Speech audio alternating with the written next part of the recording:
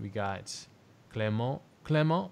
Yes. Am I saying? Hello, hello, Am I everyone. pronouncing your name properly now? Yeah, Clément is fine. It's Clément. perfect, man. And then how do we pronounce your last name again? Balavoine. Balavoine. We're gonna do it at every stream, right? So Yes, it's because I so you're got gonna my get it at some point. Americanness. Yeah, exactly. I got my Americanness going on, so it's, forgive me. You're gonna be fluent in French in like 10 or 20 streams, so that's Oh, fine. perfect. Good. I'm looking Let's forward keep to doing that. it. Yeah, I actually was in Paris. I think you know that because I was talking about being out there and wanting to hang out and stuff. But yeah, it's that place is awesome, man. It is crazy. I couldn't Yeah, believe such how epic a it was. Just incredible. such a shame. I missed you from a day. Actually, I arrived a day just after you. Yeah. You went to the Louvre and everything, and I was like, damn it, such a beautiful place. But was it sunny when you were there? No, it was all overcast until the last Just the day. day, Yeah. yeah, just the day after was like almost like 25 degrees, Oh sunny. It man. was beautiful. Yeah, beautiful. Yeah, that's my buddy Florian too. He lives there, and we got a chance to hang out with him, and he sent me a picture when we were on the plane, like, look how sunny it is. I'm like, oh man.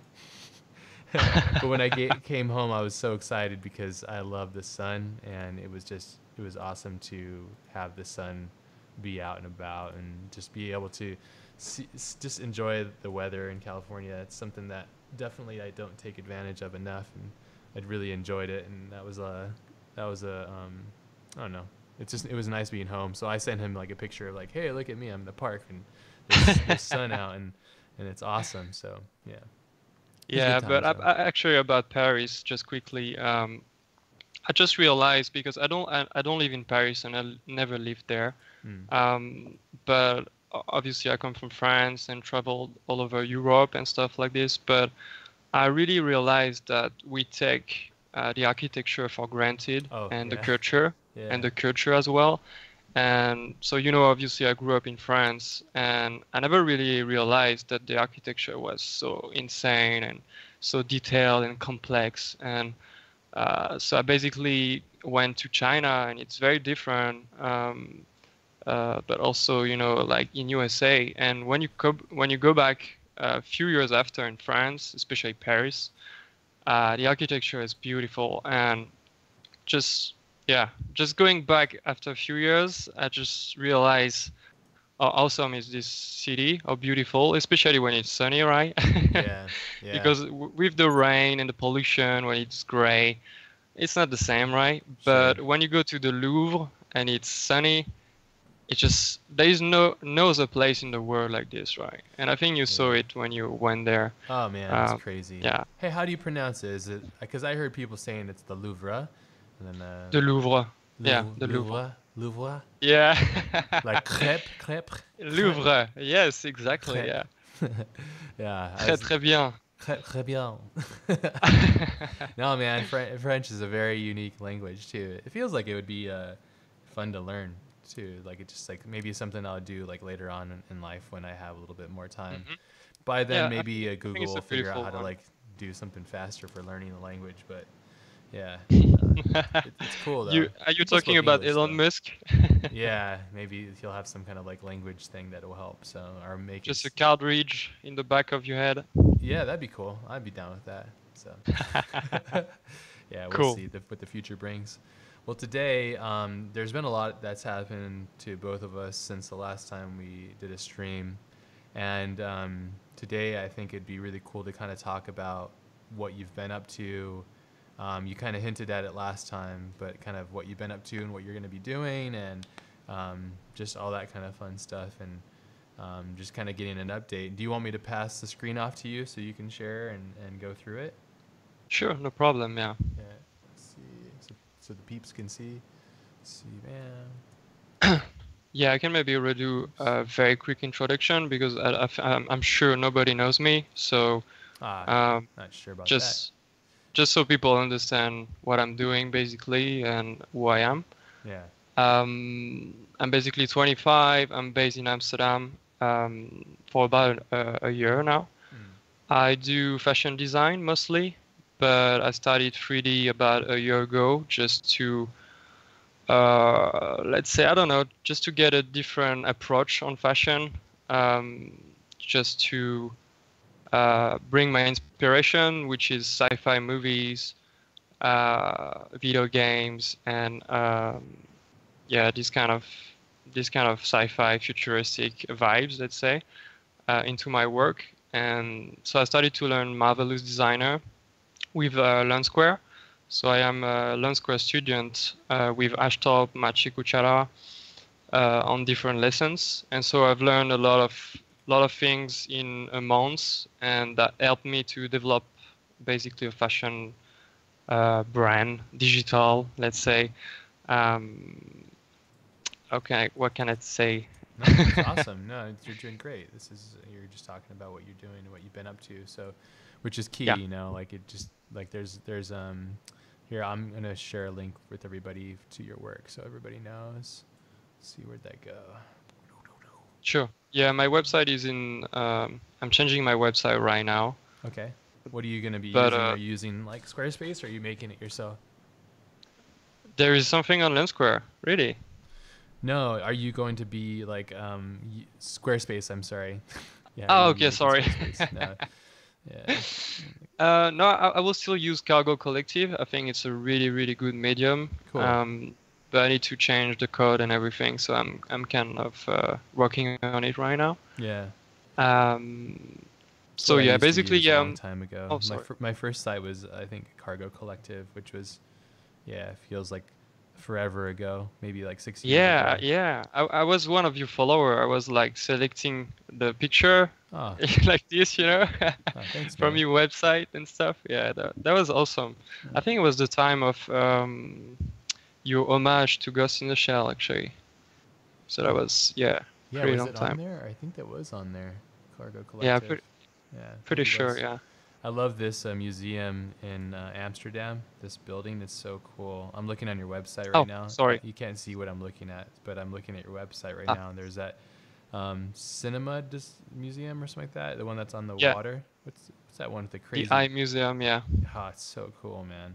So cool. It's a spaceship. Yeah, it's awesome. I love it. It's so cool.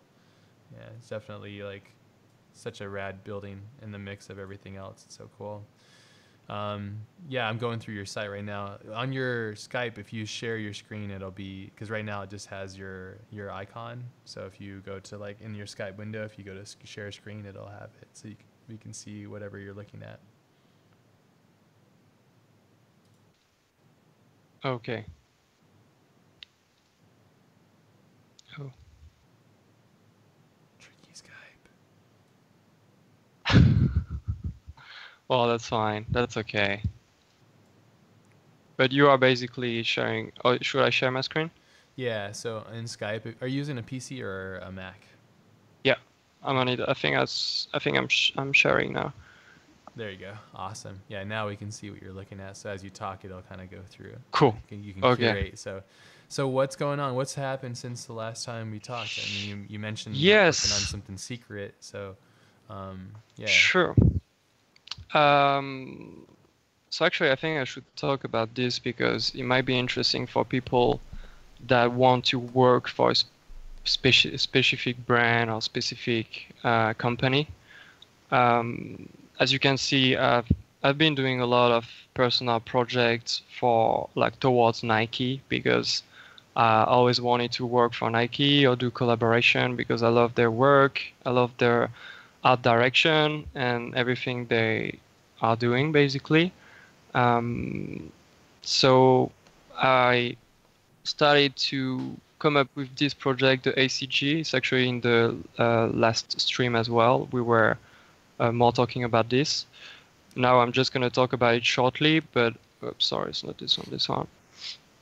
But I think it's important like to know that if you want to work for a very specific brand because you just feel like it's your vision as well, Yeah. just start doing personal projects toward this brand or this company. Let's say if you want to work for Blizzard, try to stick to their aesthetics but with your vision, Yeah. or you stick to their vision but with your aesthetics. But Yeah. I think it's very important because they will see that you really want to work with them and you are developing your own universe, but with their aesthetics. Yeah. And I think it helps a lot. It helps yourself because you're doing something that you like and it provides you really good challenges. Hmm. But at the same time, you're going into the right direction. So I've been doing it for quite a long time now. Maybe it's been 4 or 5 years ago that I've been really developing some personal project towards Nike. Hmm. And if I'm talking about this, it's because you asked me what I've been up to recently since the last stream, basically. Yeah. This And stream's basically going to be geared around what you've been up to and what you're doing, and then just kind of talking about yeah, your strategies and how you've progressed since the last we talked. And because like you're in the transitional period right now, so we're going to focus on that. So sure. yeah. Um, well, the last stream we made together was actually almost just about this project. I just released this project when Yep. we had the stream. Yeah, the ACG And one. yeah, exactly. And the funny thing is that just a few days after, maybe 2 or 3 days after, I've been contacted by Nike. So I can tell you that I was dancing in my room Yeah. for almost 2 hours, the victory dance, right? So Just to let me break this down. So no, because I want to make sure that people that might not be aware of what was happening. So you went off and you had been developing a project of your own, and instead of just like drawing it out and sketching it like most fashion designers are, you went off and started learning CGI, and then you took Mache's class and started learning Marvelous Designer, and then obviously you went off and went crazy with that, and then you started learning, the garment thing, and this is something that you've been doing with your family for some time. And then you went through and made a yeah. collection, and then you presented it really well, and then you put it out there. You put all that energy out, and then you put it out there, and then the world responded. So that's and automatically, of course, somebody from Nike was going to see this, right? So then it transitions for you. Then they see this project. Did they state where they found your project, like how they saw it? Was like on some kind of blog or something that somebody caught wind of it, and who it, like, you don't have to name names, of course, but like, was it a rep or is it a creative director or somebody Sure. like that? So that's actually a funny question because so I basically went to Portland to the headquarters and in Amsterdam as well to meet the people that discover my work, to meet the designer team and everything, and that was just an amazing experience. And so I was able to understand how they choose me and why. Yeah. And they basically told me that they were following my work for almost a year, a little bit less. Nice. So all the work that I've been doing before, they saw it as well. So Yeah. and basically when I released this project, they didn't hesitate anymore. Yeah. I mean that's what they told me. And so That's great. I was just really happy. No, that's great. Because all of this effort and all of this time working on this on my dream, basically, it finally happened. And so yeah, I couldn't be Awesome. more humbled and happy about what was happening, basically. This is something I think is really important to stop and talk about really quickly too, is it's important to be cautious of what you put out there too, because you could put all this great work out and then you could just be on the internet being a troll or a jerk, and talking a bunch of crap, and then they'll see that too, and they're like, he makes great work, but he's quite an ass, So I think it's really important to also be aware that Yes. what you put out there is what you get back, which is really important, because Yeah. something that's easy to be forgotten. So I truly believe that nowadays our virtual identity is even more important than our physical identity because we spend much more time online than in real life, unfortunately. I mean, I'm not saying everyone, right? But yeah, most of the I try to people. split it up personally. Yeah, of course, yeah. Me too, yeah.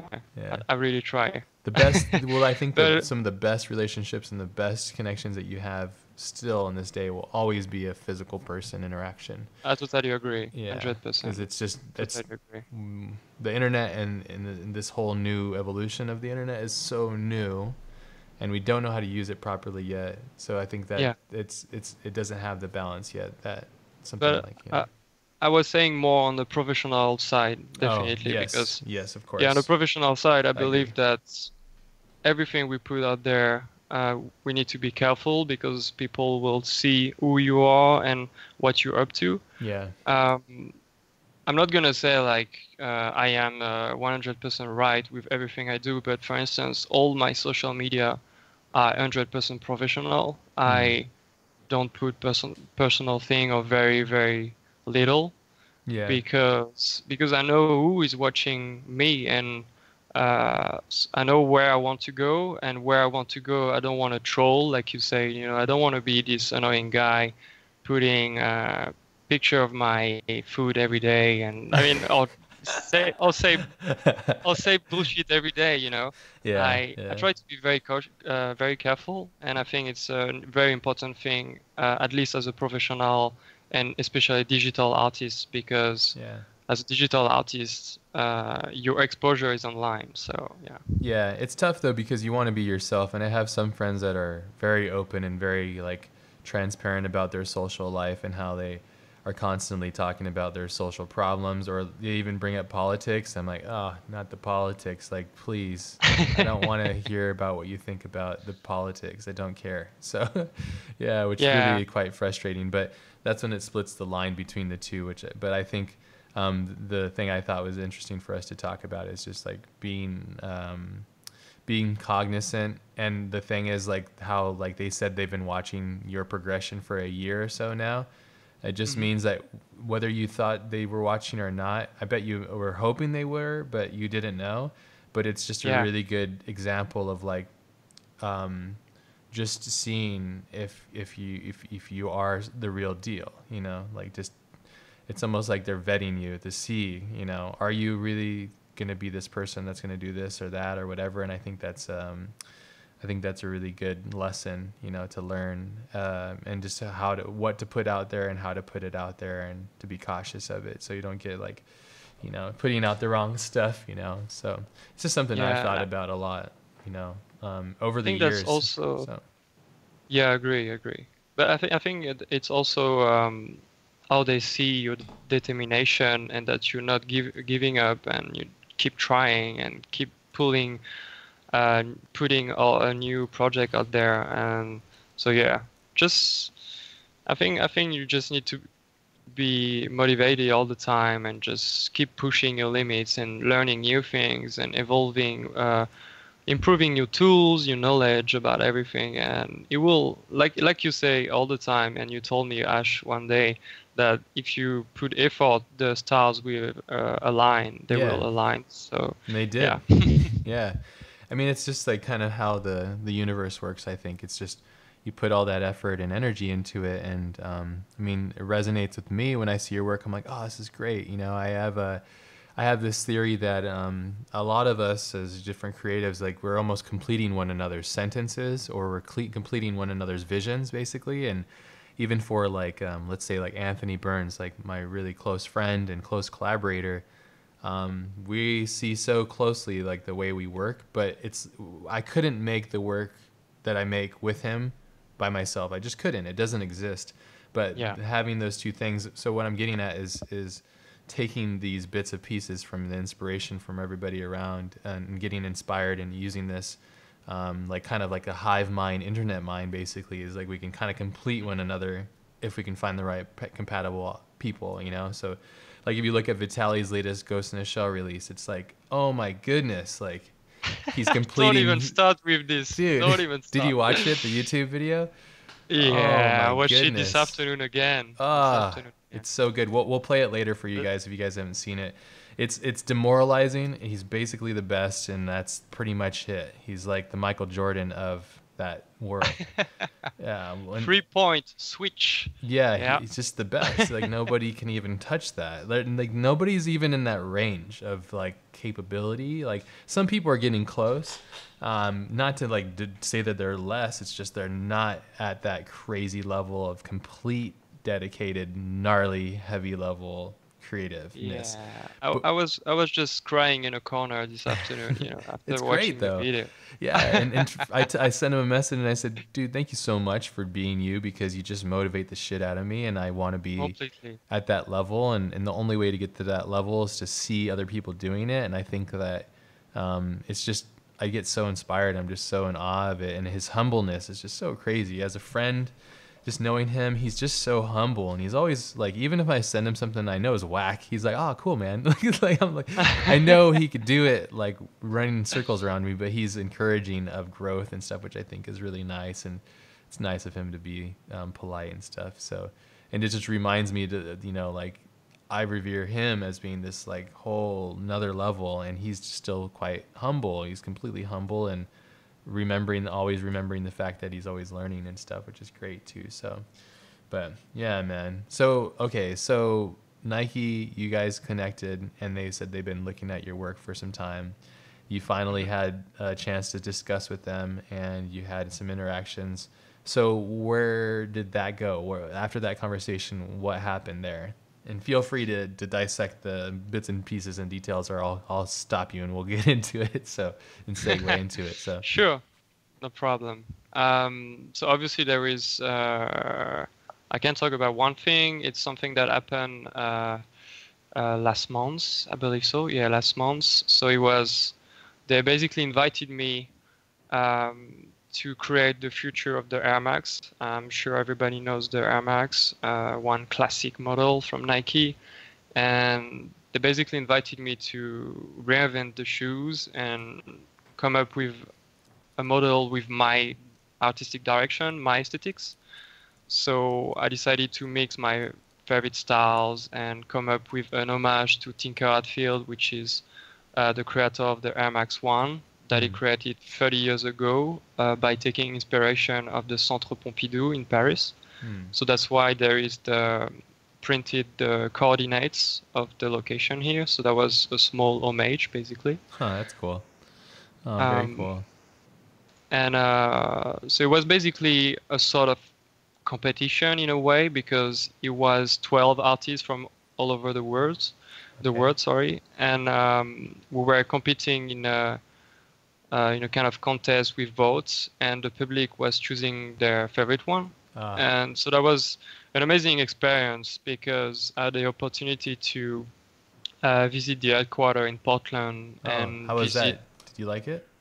Yeah, it's pretty insane. I mean, it's a small city with everything, everything for the creatives. Everything is there for all the employees. There is a restaurant, and then you go to gym, and then you go to work, and repeat every day just to get inspiration. And there is a Japanese garden. I mean, that's insane. So I was very impressed. I was able to meet the designer team as well to finalize the design because they obviously have an amazing knowledge about how to create the sneakers with the materials and the process of production. So once again, yeah, that was an amazing experience. There is a team of filmmakers that came to Amsterdam to film me. So just to have like are these friends of yours? People that you know? Small portraits. No, that was a Nike team actually. Oh, okay. So they're documenting the process and stuff. Yeah, exactly. Just a portrait of myself and my creative process. Oh, wow. So it was a pretty good experience too. It was my very first time. I had a lot of fun, and I was able to direct the short movie as well. So that was cool. Oh, wow. What experience, man. I will send you the link as well. Yeah. Is this, what are we watching now? What is this? Is this the thing? Is this the video? Yeah, exactly. This small portrait we made together, yeah. And this is in Amsterdam, which I freaking love that city. I love Amsterdam. I'm going back soon. I'll let you know when I'm going to be there. Yeah, definitely, man. You came for the FITC, no? Yeah, I've been there to meet up with Post Panic when we were doing Lost Boy, and then also FITC, and then I'm going out to Belgium to do a talk. I think in a couple of months. So I'm really excited for that. I love Amsterdam, so we're going to be heading over there for a couple of days. So these are elements from the trip, and so That's amazing. That's so cool. And that's so, what a beautiful thing that you can have it documented and forever cherish that. Like, and not just I wa- photos, but it's like professionally produced and put it together. So, Completely. I was so excited. I couldn't sleep the day before, the night before.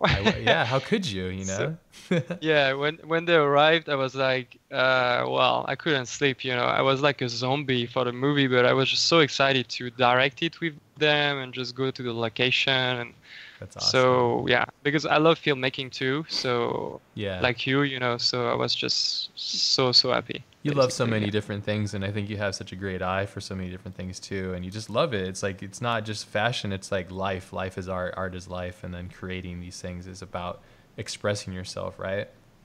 Yeah, completely. And just taking inspiration from everything, you know, like I was saying to a friend of mine that you can take inspiration from everything, but also bring a process from one thing to another. Yeah. So even by, you know, spending a day in a farm, you will see the process of the farmer and it will, you know, and I'm sure you can even take inspiration from this to bring it to 3D, you know, to the Oh 3D yeah, process. absolutely. And You I should just, too. I completely, yeah. Yeah. And so that's what I do from cooking sometimes, from Yeah. photography or fashion, and I try to mix everything together. And You're a true artist that's then. Yeah. well, I think that's just the best way to reach uh, the next step. You know, you always want to go forward, right? So Yeah. if you want to reach the next limit in a way, you need to discover new thing and get out of your comfort zone and risk yourself all the time, right? Yeah, you have to live So it. yeah. So this process, so they're over there, you had Nike, went off to the headquarters. I mean, that's a long travel too. That's a long flight as well. What was the duration of this whole period? And I want to talk about, like, you released the shoe and then it had this voting thing and what happened with that. And then I'm Sure. curious to see like what's going on now. So we'll get into that in the section from here, obviously. But yeah, I'm just curious to see like kind of the progression for you as it went, like, you know, being out in Nike and where everything went and how you got to be where you are now. So, Sure. So I'm just gonna put this video on the okay. background because that's not this one. Sorry. Well, there's a lot of different shoes. These are from the 12 other artists Yeah. that designed them. Okay. Yeah. Huh. Interesting. Exactly. Yeah. Are these Photoshops too, or what are they? Yeah, everything was photo bashed. So yeah, all the design were photo bashed. I thought it would be 3D, but I believe that the deadline was very tight, so we didn't have time. And what was this I thing wanted to called? This whole project? What was this whole thing? Oh, the vote forward. So that was the winner of the vote forward. Now I wanted to go the beginning. Oh, we can't It's anymore. like corduroy, huh? It's here. Sorry. That's interesting. Yeah. It's a really busy shoe. Yeah. Yeah. So that's where we went in Portland. There is a small video as well. Oh, cool. Was it cool meeting the other artists and stuff? Yeah. Really interesting because it was DJs, it was illustrators, painter. It was not just footwear designer, basically. Great. It was fashion designer. So it was just great to hang out with them and just have a feeling of where they come from and what they're doing. There were Koreans, Japanese, Chinese, so really from all over the world. So it was great to exchange and talk about what we love. So it was basically a 48 hours trip.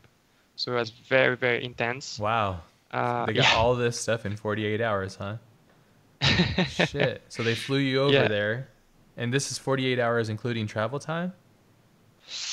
No. Okay, we good. spent I was gonna say, 48 hours on. So it was 2 days of just go, right? Yeah, because we also had the opportunity to visit the archives of Nike, which is something almost impossible. Most of the employees from Nike can't go there. Huh. It's a very secret building. We had to remove the location tracker on our phone and stuff like this. Oh, wow. And that was just amazing because it's basically every single product that Nike produced ever. So it's like a warehouse, huh? That's crazy. Exactly, yeah. So you have all the evolution where is it at? of Nah, joking. Sorry? I said, where is it at? I'm just joking. I know you can't say. Yeah. People And are so, obsessed with shoes, man. They get crazy with the shoes. no, I like completely, shoes. yeah. Shoes are cool. I get it, but I don't get it I like do that. too, yeah. Yeah, shoes are cool. I love wearing shoes, especially when I have to walk on shitty ground. So it's awesome. Mhm. But Yeah. no, I get it because I'm like really crazy with cars and obsessed with cars and all that stuff. But I get why people are really into shoes. You know, I call it shoe porn.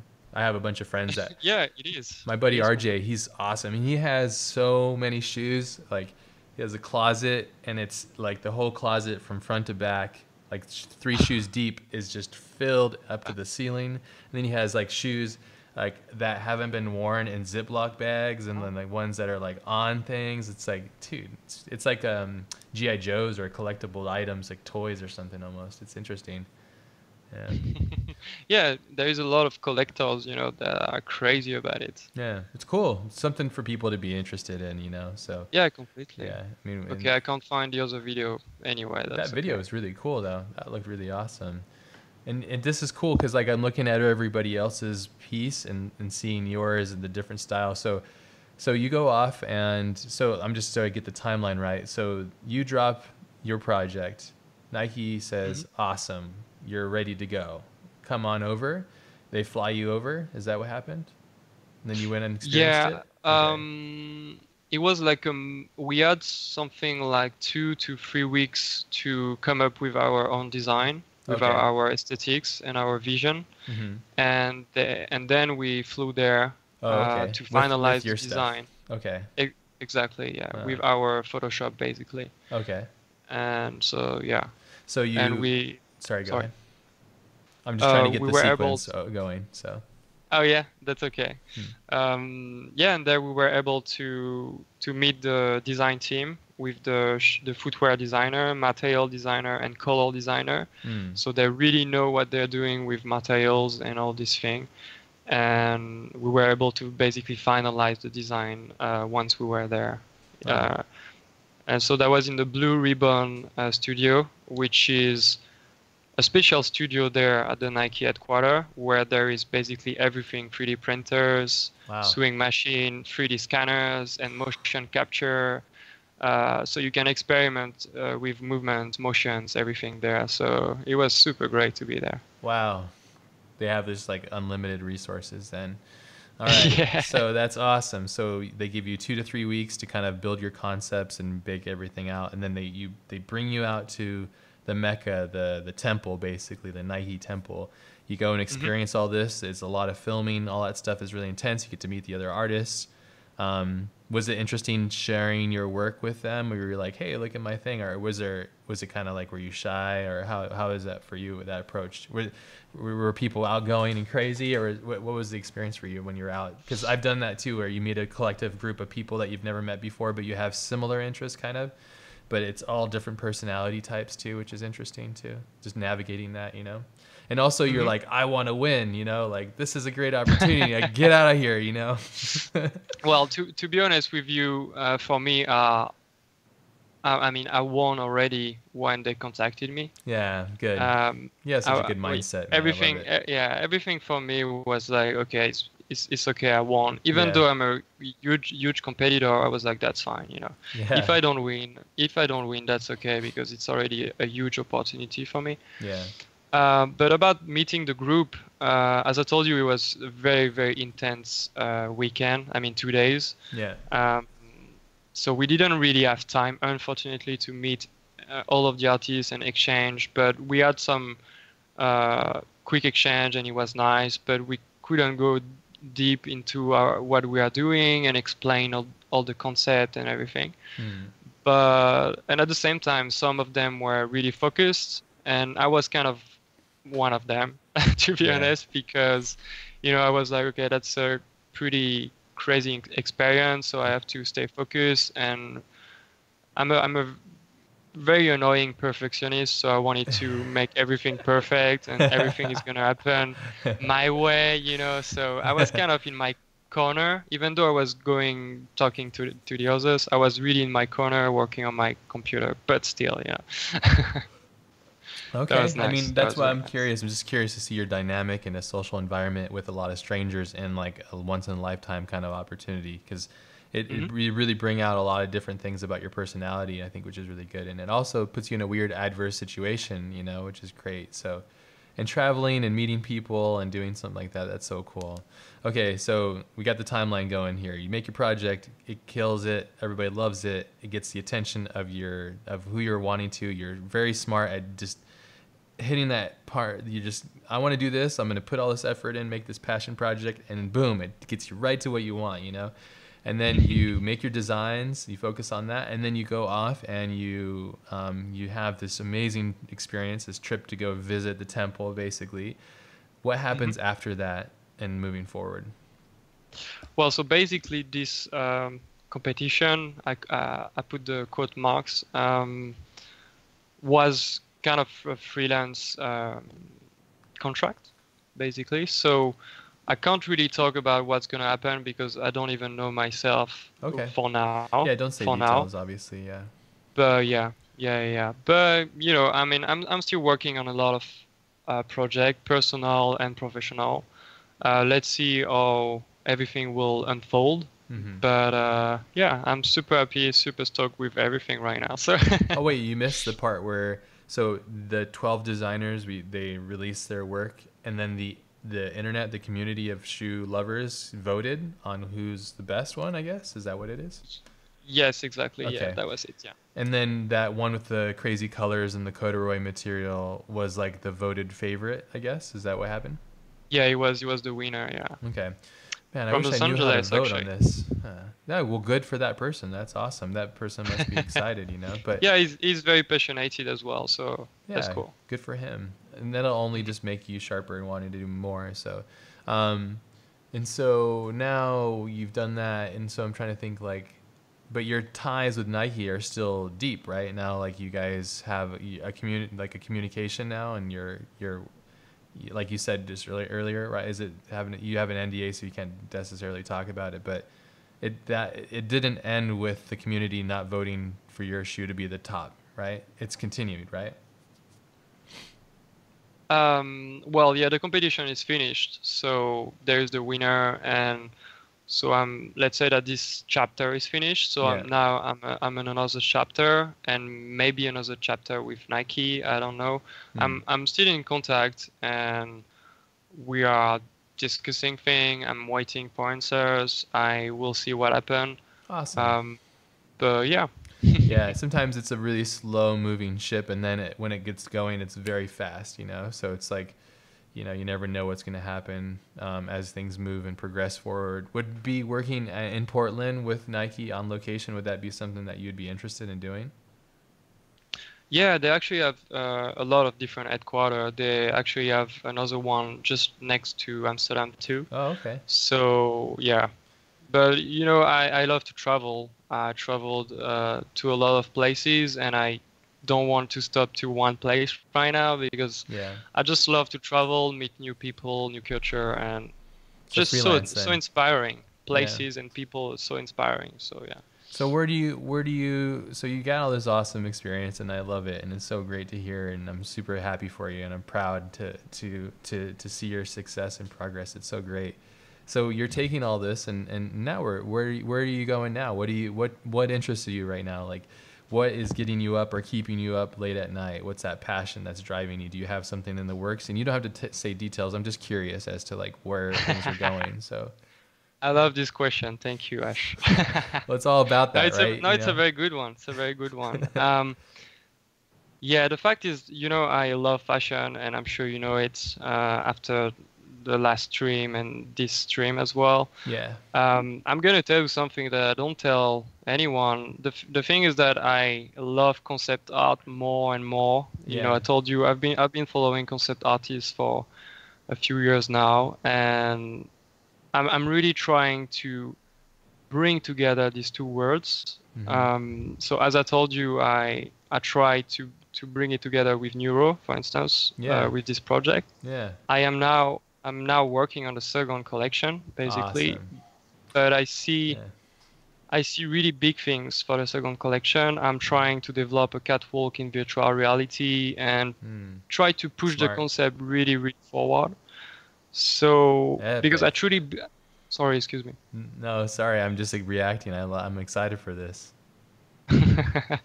So I'm truly trying to basically bring concept artists to fashion as well, because I believe that in the future, concept artists won't work just on video games and movies and other multimedia project, but also in the fashion industry. Yeah. And I think that young concept artists should consider it, because it's very amazing to work in this industry. It's pretty tough, like movies and video games, Yeah. but I think that it's very interesting and very competitive. And if you're good at what you're doing, you can go very far and grow big.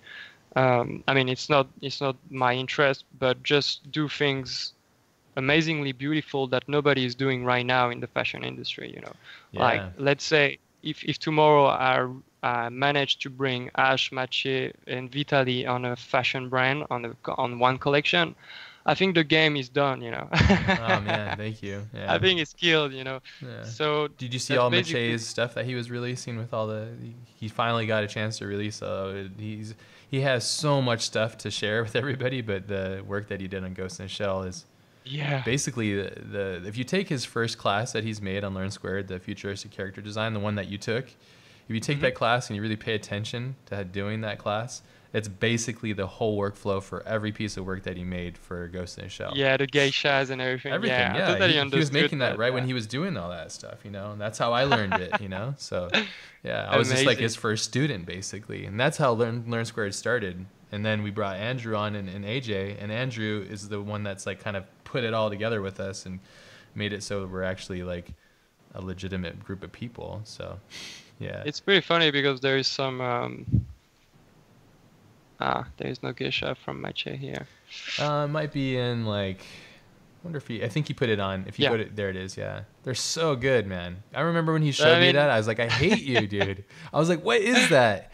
He showed me that. So like, this is old now. This is like a year and a half old now. So like, yeah. he's every day he's getting better and better. But it's like I remember when he showed me that, I'm like, what the hell is this, dude? He was like, oh yeah, it's Marvelous Designer. I'm like, what is Marvelous Designer?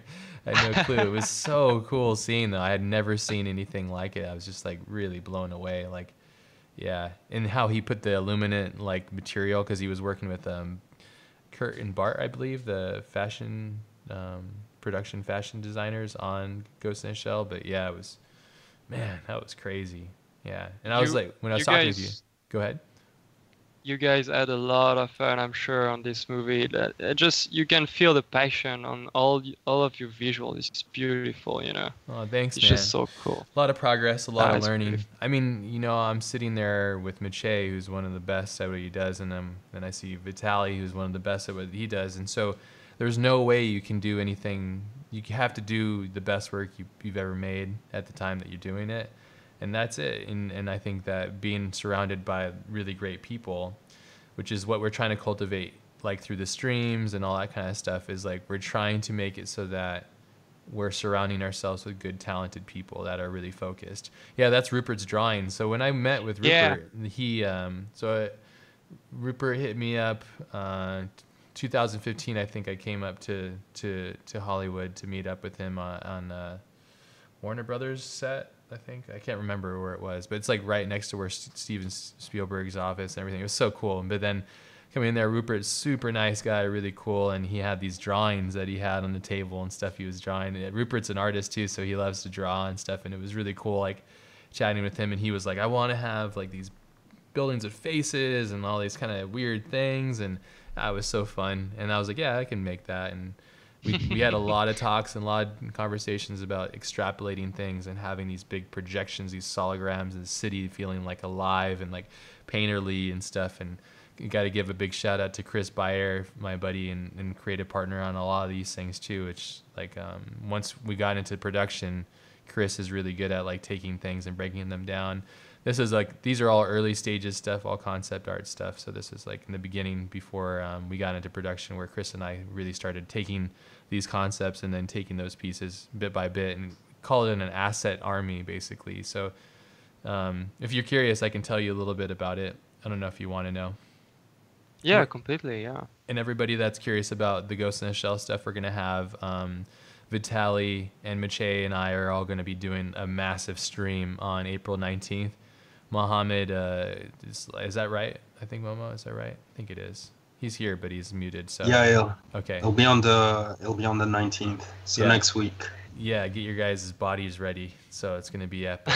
So it's gonna be gnarly. I'm super excited. But there was different stages to this project for me personally. It was like the beginning was the concepts and earning that trust with Rupert and showing him like how, like the koi fish, for example, like that was something that I had come up with based off of like sketches that he had made. And I thought, how cool would it be to have these massive koi fish floating around the building, you know? And yeah, it's beautiful. And we've taken all those things and from the concepts, then it goes into production. And Rupert's very painterly, so he would take a picture or a plate of a thing and he'd be like, I want a face here and this and that there. And so speaking with Rupert, I was like, you know, the best way to do this is not shot for shot because it would cost too much money and be way too crazy. The best way is to build a big asset library of different stages of the city. So you have the lower city stuff, then you have the middle city stuff, and you have the upper like echelon top, you know, fine art kind of stuff at the top, and then you have building covers and all these different things. So I broke them up into different chapters and then made up a bunch of fake brands. And then Chris was awesome at just helping getting like, it was so much work. So every day we were banging out like, I don't know, 1 to 3 different pieces, like different assets, like the little animations of things and stuff. And then we ended up having about 150 individual pieces that Rupert could then just take and go, oh, I'll put this here and put that there. And then he could paint a city with this like madness, basically chaos and stuff. So, but that was the system that I had pitched to my PhysFX producer Fiona and stuff. And again, a lot of this stuff comes down to just communicating and being as clear as possible in your direction and making sure that you're communicating what you can do and how you can do it and when you can get it done and all that stuff. So it was just a ton of work. I was on the film for about 1.5 years or so, but it was awesome. Wow. I mean, yeah, it was really great. That's how Maciej and I really started to really bond and grow together. And obviously working with Vitaly was incredible as well. I got to just kind of see what he was doing from the sidelines and just like, damn, dude, what the hell? Sheesh, man. So next level. And this is when I first started really getting into Octane too. So the work, if you scroll down, it starts off with like the default render and then it starts to get Octane heavy. And then like the last ones are like Octane. Those are all like concept, like 3D photo bashing and then the bikes and stuff. I intend to actually model one of those bikes using Fusion, and I've been learning poly-based modeling inside of Cinema 4D, so I'm really excited I'd like to model it, so I want to see it and get some really cool, beautiful renders of it and stuff too. So yeah, and pixel sorting and all kinds of weird stuff. I'm taking the geo. We had like Scarlett Johansson's like face scan and all this crazy information and getting to like take her face and like just kind of figure out ways of just degrading the quality and stuff and making multiple layers and turning the camo suit, because everything in a movie has to be thought of and designed. So yeah, tons of fun. It was a crazy amount of exploration and I'm really exhausting happy. fun.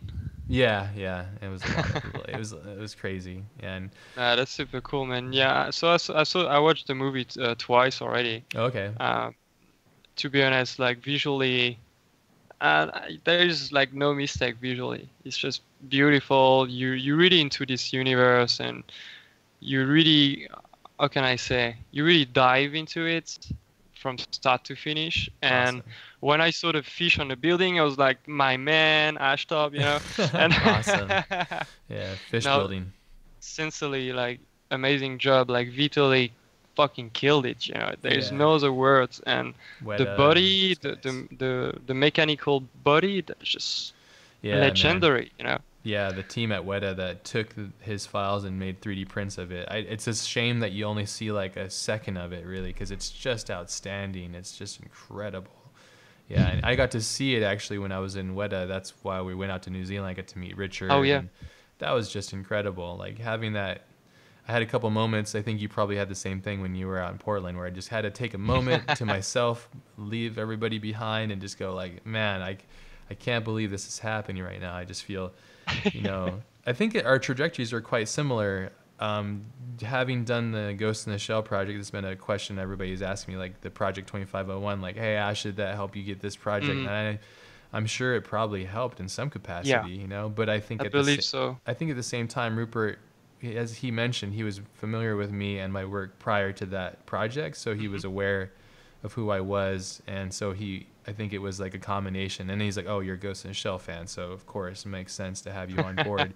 So, but it was just, yeah, I think we have a similar thing. You went off and did your passion project, I did mine, and then it gets the right attention from the right people, I think. And that wasn't my intention. I didn't make this to go, Yeah, like, I you really just wanted to do it for yourself, right? Yeah, simply enough. It's just something that I wanted to bring to life. I saw the vision, and I really felt like it was necessary to do it. It just felt right, you know. So, and having that massive team of amazing people combined together to make it, it's crazy. It's funny when I look back at it now. It's like I'm trying to learn so much more. I'd like to try to do this thing just by myself almost. I'm getting to the point where I'm getting close enough to be able to do it probably in like the next year or two.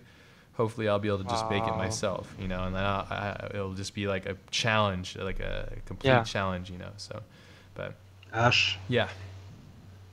People in the chat are asking, are you ever going to sell your Ghost in the Shell poster, the first edition? Oh, these ones? Oh man, we could have made a freaking fortune off these. I asked him the same question already. Yeah, we could have made a fortune out of these, and I would love to. The only problem, guys, is like I have such a like a respect for these people like that made it, that I can't just be like, I'm gonna make money off of this franchise without like doing it properly. I don't like, this is the thing, and I haven't been able to find somebody at Kodansha, and I haven't really honestly made a huge effort to go and find somebody that would give us the rights to make these prints. And if they did, how I would divvy out like between 40 people that are involved, it just gets very complicated, you know, like, but I would love to. That would make me happier than ever to do this. But honestly, it's unfortunate, but these will always just kind of be something that exists on the website. I do have in my office here, you guys can't see it. I'll have to, I was thinking, Momo, what I'll do is I'll take the webcam off the holder sometime and walk around my office and do like a walkthrough. But I do have 4 prints up in the office, and I just printed them out myself. But it's unfortunate that we don't have the ability to do this, and it's only legal reasons, and it's out of my own personal respect for the people that made this content. I can't just print them without, it's going to cost me money, so I can't just print them and give them away either. So it's just like, I'm in this weird position where I have these awesome posters, but we can't get rid of them, or we can't like sell them. It's like, that was one of my biggest regrets. That, and everybody is like, hey, it's just pictures, where's the movie, you know? So I'm like, so, but yeah, I'm sorry guys. Yeah, that makes sense. It's solely out of respect. That Fibonacci one is probably one of my favorite. What? The Fibonacci one is probably one of my favorite. With that was the first one. Yeah, that was the first one I had made. That was Furio Tedeschi did this amazing sculpt. That's his sculpt right there. And then the whole project, I kept thinking that Ghost in the Shell was also like in the version of a Fibonacci spiral. Like it was all about trying to find your identity, discovering it, looking for that identity, what makes somebody human. And so through design, it was all about like, okay, that's the spiral, and then taking her robotic self and then having her rotate, spinning down.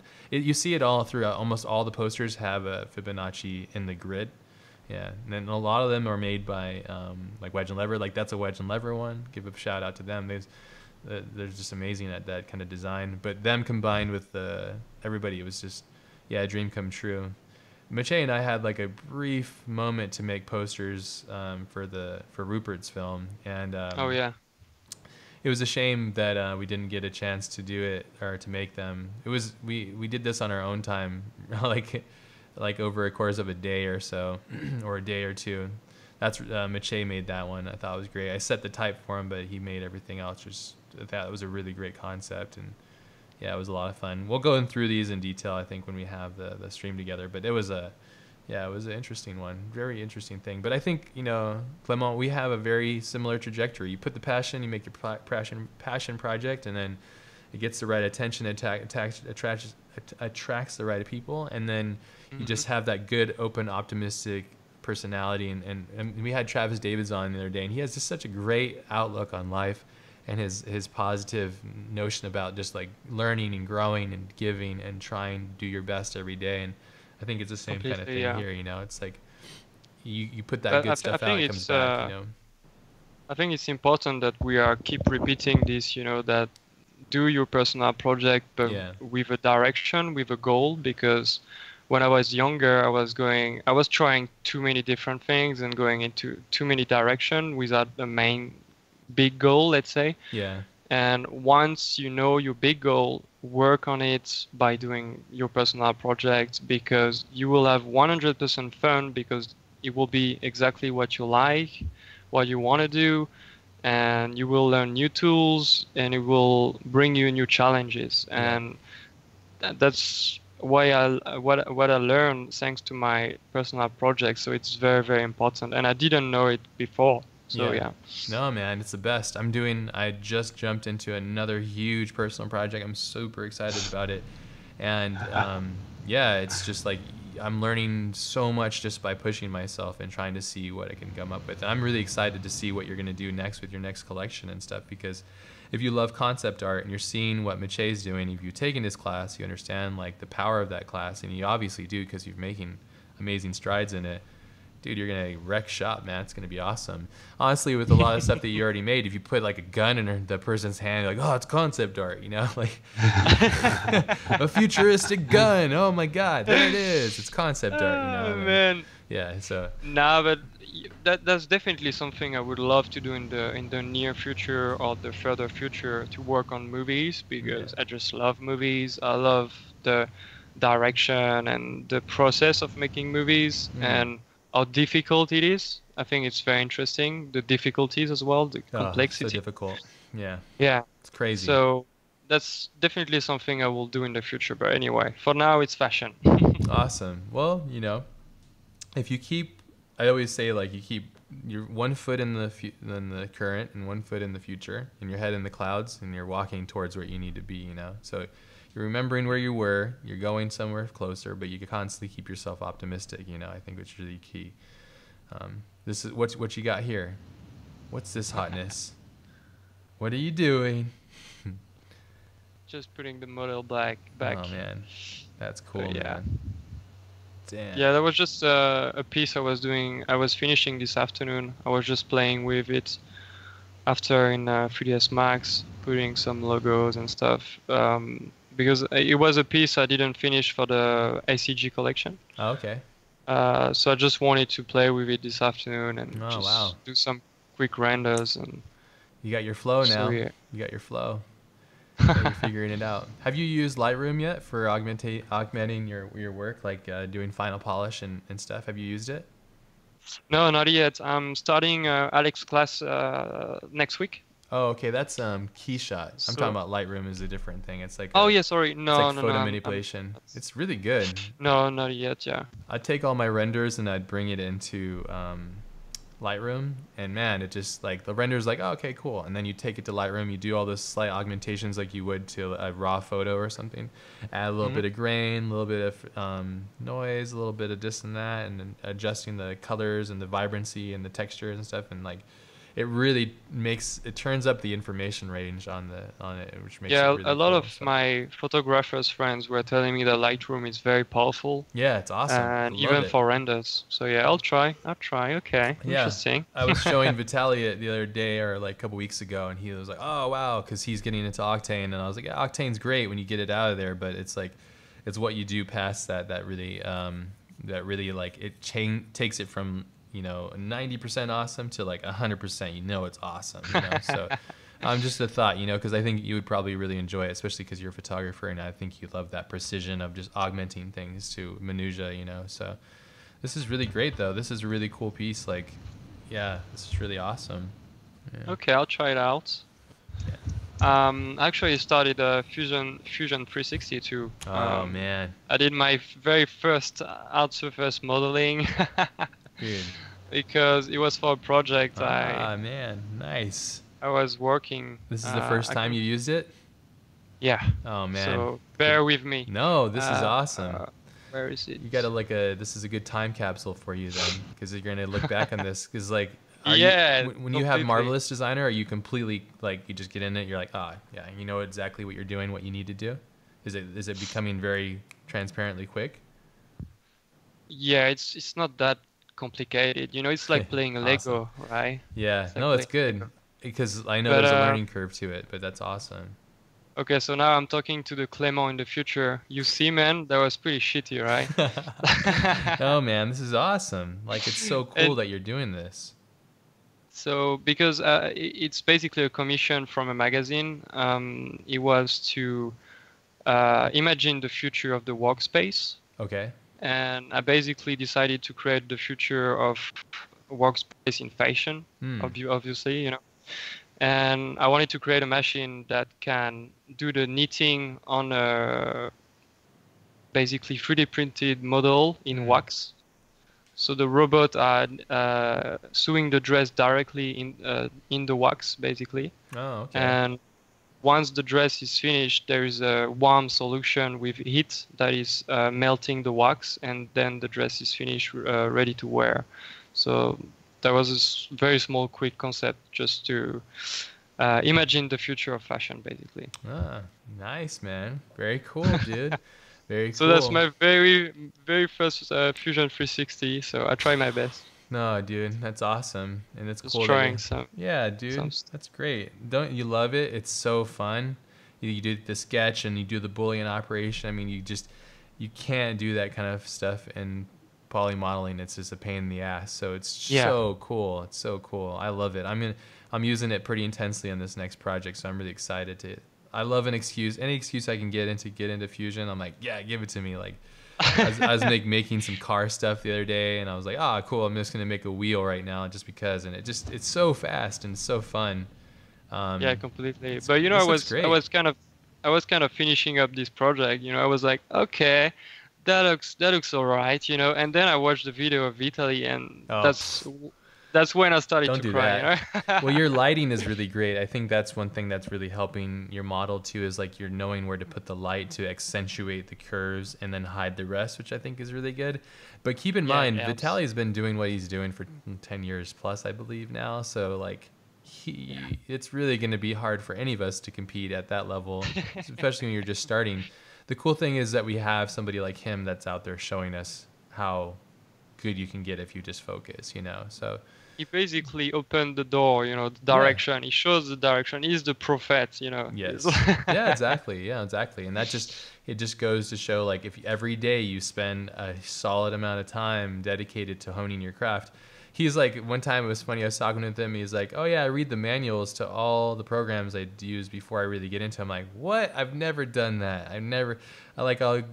That's probably why I fail so much. I just kind of like hope I'm going to figure it out naturally, you know? But he's like, what, you don't read the manual? I'm like, no, why would I do that? He's like, well, you know, because it's the tool that you're using, so you should definitely, you know, read it. I was like, oh my God. It makes sense. You know, that's the difference. He's a professional and I'm just like, casually bouncing myself around, but trying around. Yeah, exactly. Me too, you know. Yeah, but I think there's something that you said. Oh, sorry, go ahead.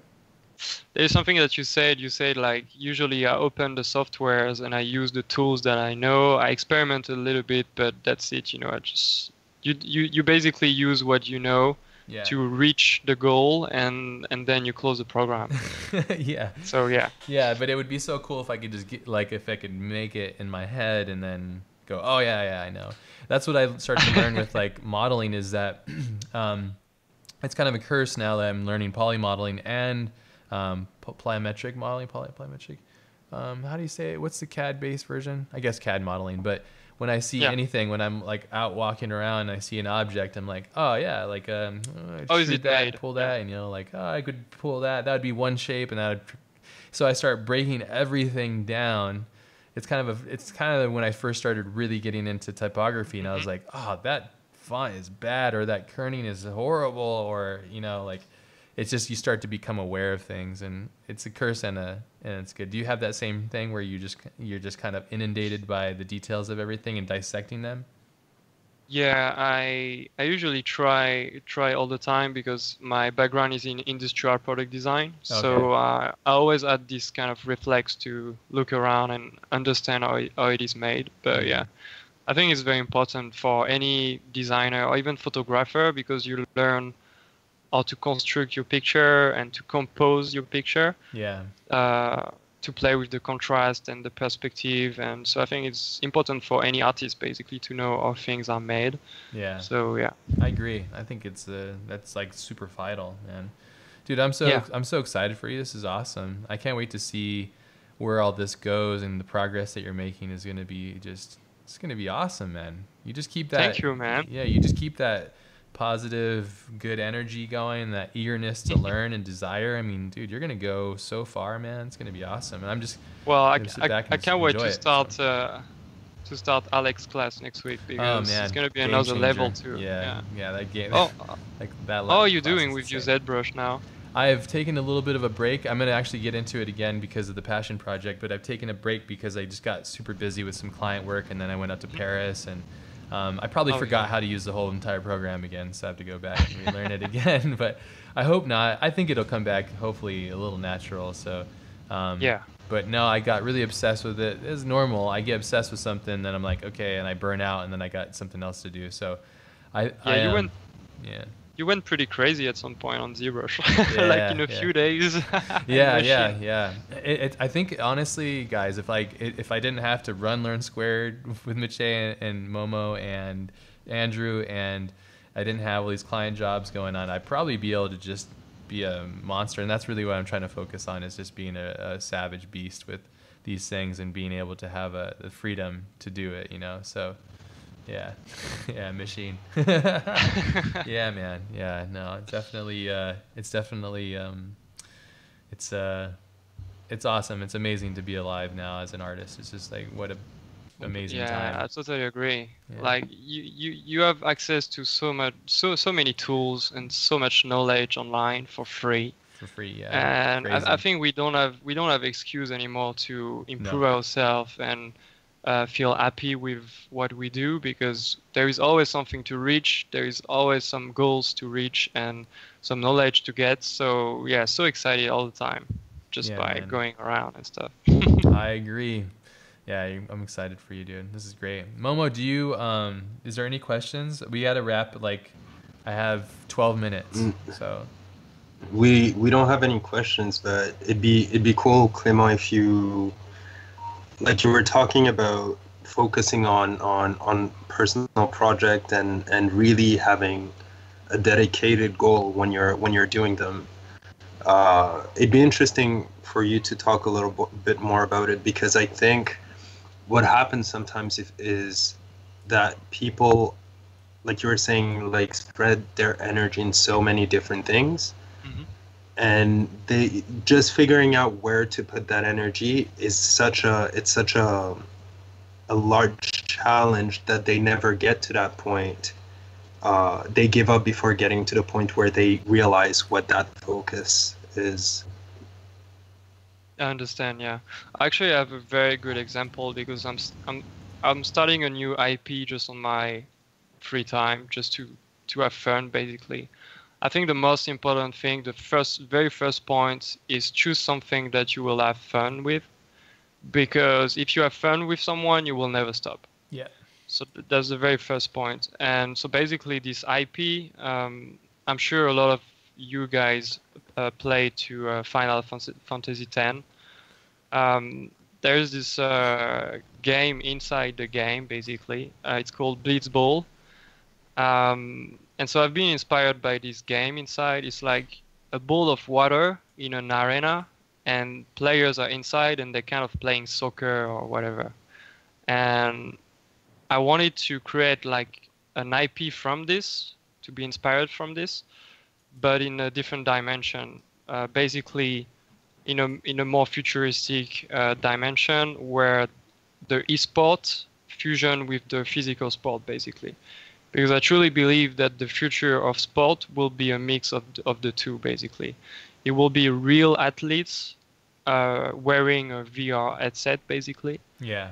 And and coming. so you will be able to change your appearance and all you can be a robot or whatever in a arena like this, Yeah. and it can be a team of 3 people. And so just by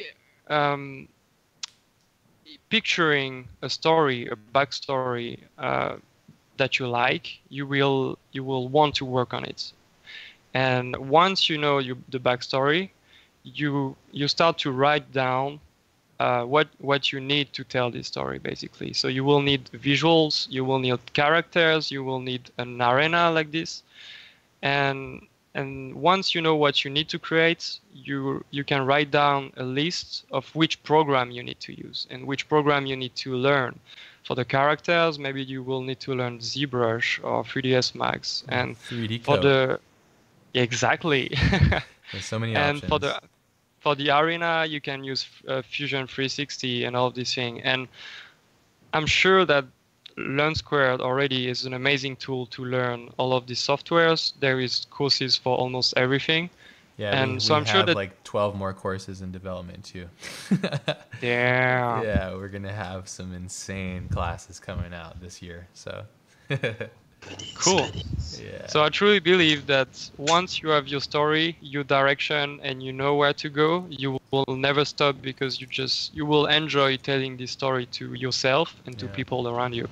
So that's basically how I work. And Same as me.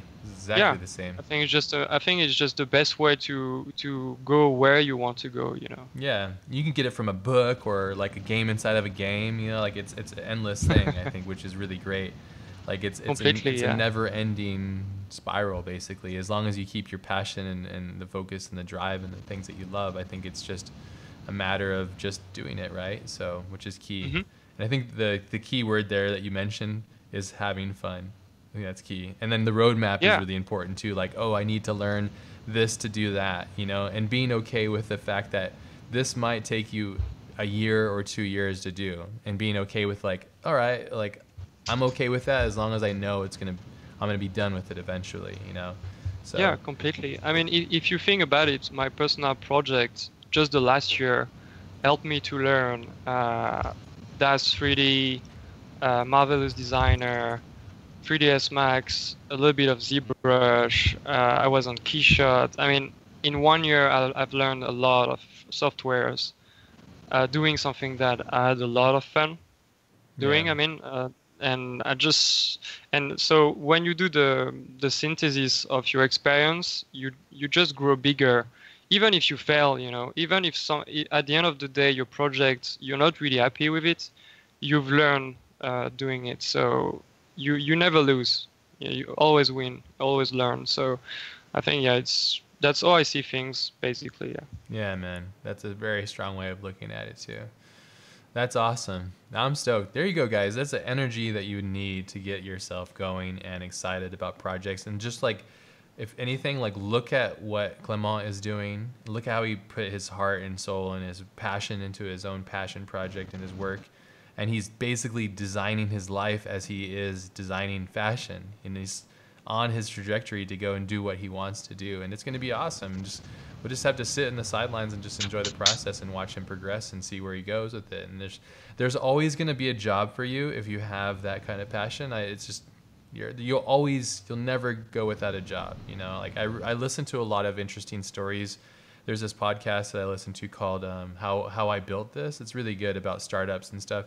But anyways, they talk about like there's a couple guests that come on that had to deal with like the recession in America and stuff, and like how like that made them better because they got smarter about how they did their business, but at the same time they used those fundamental core things about what makes their business special, and they made it just awesome. And they didn't go out of business. They actually they grew more business because they focused on what mattered to them most, you know. And I think that's really the key here. And so hopefully that inspires you guys. And yeah, thank you again for being on here. And I'm excited to have you on again. The next time we'll do this, we'll do like a Marvelous Designer only, and maybe we'll do one with Maciej and I. What do you think, Yeah. Momo? We'll do something like just full on like tool nerd stuff, you know? So it's not just like this higher level, like almost like a podcast thing, you know? Sound good? And we'll build a marvelous designer fashion for concept art Yeah, I think course that'd be with awesome. Clément.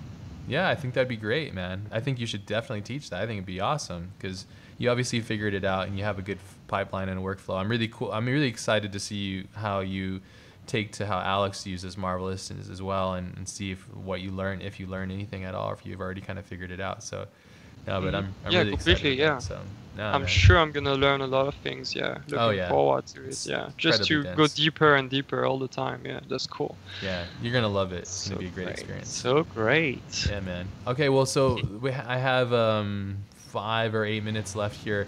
What I'm going to do now is what I do at the end of the streams is Mohammed has gone through and like looked through the community and picked out somebody to critique the work from. And this time, Momo, you've picked out Oscar Marr's work. And Oscar, ironically, you don't even know this probably, is I've been communicating with him via email, I think, all the way back to like 2013. He's a fan of the Collective Podcast. He's a really nice guy, and he's a great designer. And so it was really cool. His stuff started popping up in Instagram. He started tagging me. I was like, oh, this is awesome. And I was like, oh, it's Oscar's work. This is great. And so it was really cool. And you guys should check out his work. Here, I'll post it up in the Twitch stream just to give him a little love blast. Love blast. Let's see.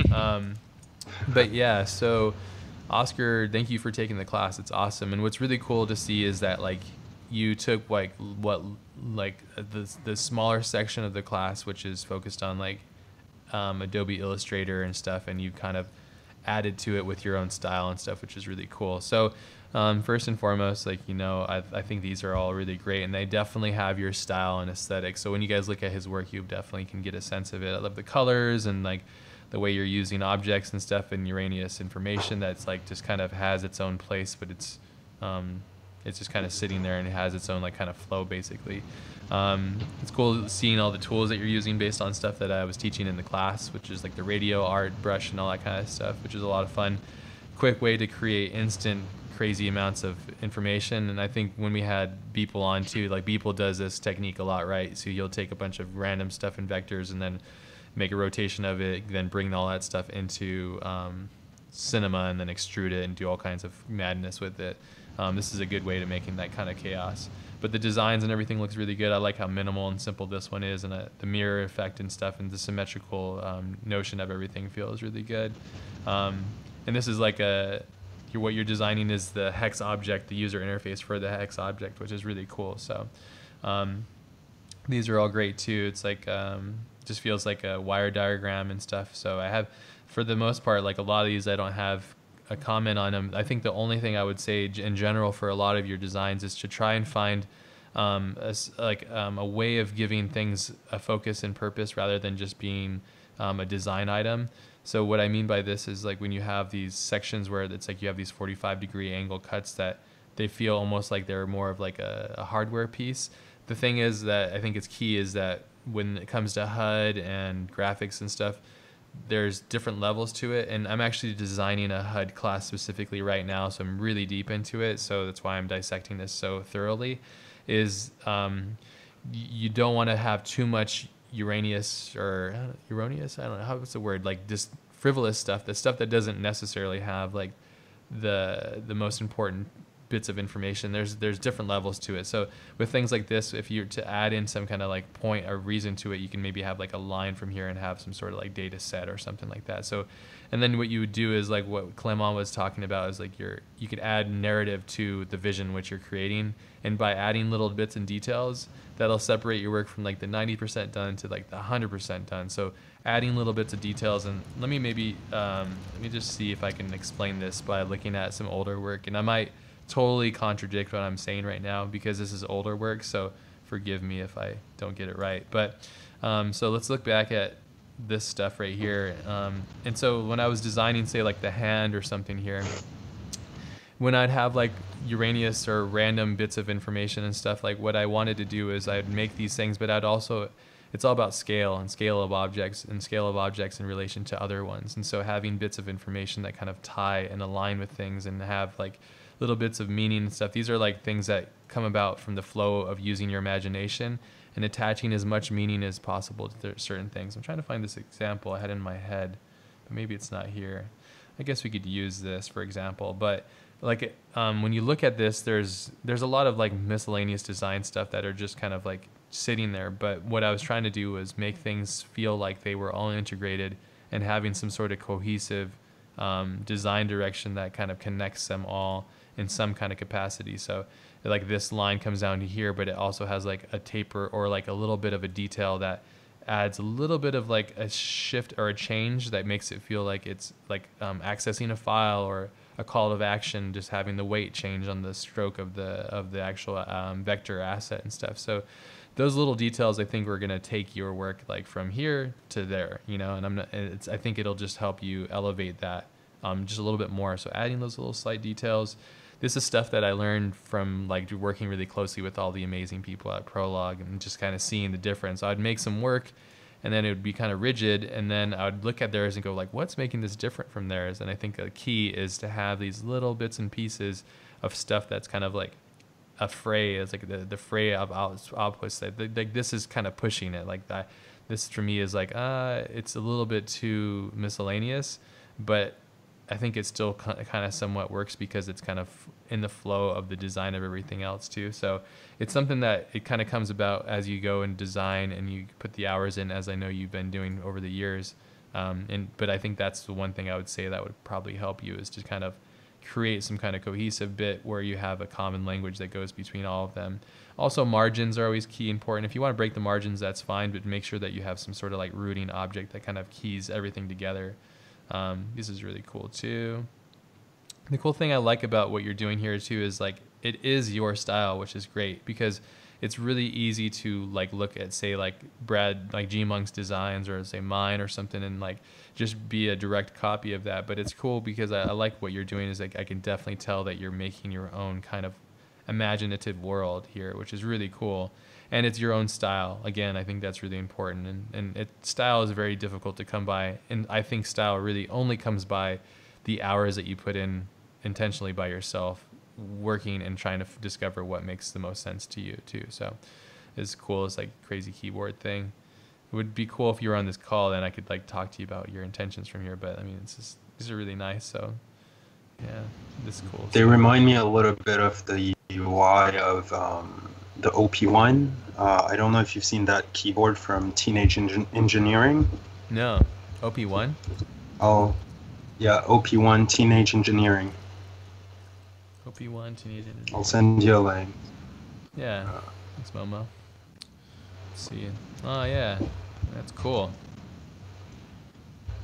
What is this thing? It's a Vitamix? It's like a synthesizer, little keyboard that has its own hard drive and everything. It's pretty awesome, but the UI is so much fun. Yeah, the little board thing right here? Yeah. Oh, that's cool. Awesome. Well, there you go. So yeah, I mean, that's a great example, and it's really interesting the typography that they use for this. But yeah, I mean, these are all really cool. This is like you're going off and making. And all of them are tied. Yeah, they're all tied with like functions. So it's, even though it looks super artistic and completely different from what you would expect from a DAW. Yeah. Every illustration is tied with a functionality of the piece, which is awesome. Huh? Yeah. Here are all the UI, I guess, huh? That's cool. Yeah, it's nice and clean and simple, but it has like all the right information there. Yeah, what an interesting task that must have been to make this kind of like this UI for this instrument. Very cool. Yeah, I can see that relation between these two. Yeah, but I mean, everything that you have here is all solid. So I'd say, I mean, as normal, as I've been telling you throughout the years, this is great. Just keep at it and keep having fun with it. Obviously you are, and it's really cool to see your progress, and it's awesome that you're taking the course. I'm humbled by that. So that's really great. And I think my only note for you is just taking things a little bit far beyond what you have and just kind of adding in some details. And I think a lot of that just comes with making fictitious, like finding a piece of your design and thinking like, what would this be? And then why would it be like that? And then constantly don't mind you that this is all old and it's me, like an older version of myself, being much more just very loose with my intentions and just being really spazzy. But I think it's something that's really key and important to think about always. And I think what it breaks down to is constantly think about the fictitious ideas behind all your work, and I think that's really key. So great job, man. Thank you for being a part of Pretty this. clean. Yeah, it's clean, right? Yeah, it's awesome. I think it's really great to see, and I'm stoked for you, man. And thanks for taking the class and being a part of the community. And thank you, Momo, for bringing this up for this critique. I hope, can you send it to him? Is it possible for him to see it so he can see this? Yeah, I'll make it a highlight and send it to him. Excellent. Thanks, buddy. Well, I have to go. I must have another call I got to get onto. But guys, it's been amazing stream. Thank you everybody that's been here. Hope you guys are all doing well. Hope this inspired you too. Seeing Clement's like his amazing journey, and it's awesome. I have nothing other to say than I'm just stoked to be here, and I'm just really blessed that you guys are doing well and happy and healthy and living up your dreams. And yeah, what else can I say? You know, so. Got anything else? Thank you, man. Any last Thanks words? a lot for giving. Yeah, man. Of course. Thanks for listening. Always a pleasure to be here. Awesome, man. I'm looking forward to it. You guys all have a great day, and we'll see you guys on the next stream. Momo, tomorrow, Mache is jamming with Curtis. What's going on tomorrow?